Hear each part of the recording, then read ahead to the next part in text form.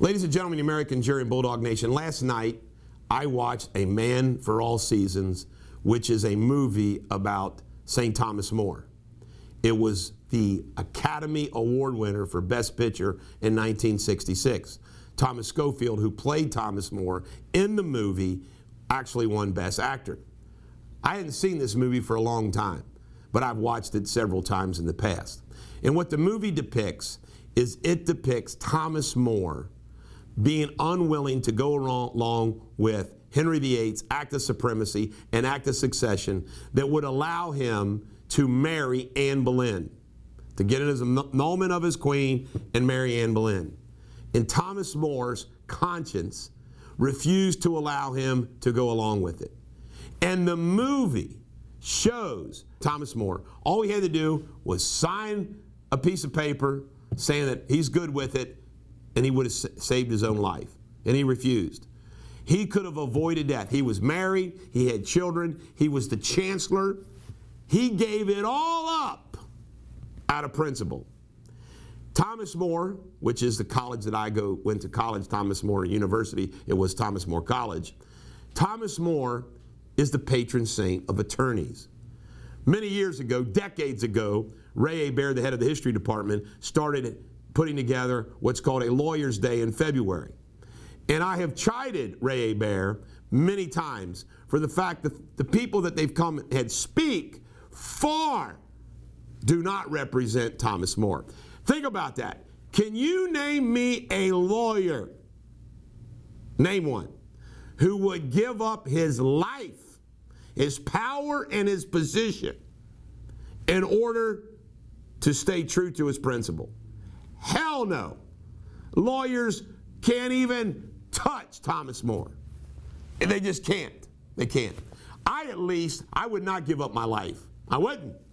I admit that. But I would fight them to the end. I've proven that. Now, during this movie, which is an incredible movie, the focus is on the dialogue. And it's so good. And there's this scene that I want to share with you. By the way, Thomas More, when he died, he says, death comes to us all. He says, I die the king's good servant, but God's first. You ready for this? They got his head. It was on a pike for a month out of Tower of London. His daughter and his son-in-law got it, and they kept it, and it's actually buried. I don't know if it's buried with his son-in-law or his daughter, Margaret. But get this. There's this scene in this movie. This is relevant to the day, by the way.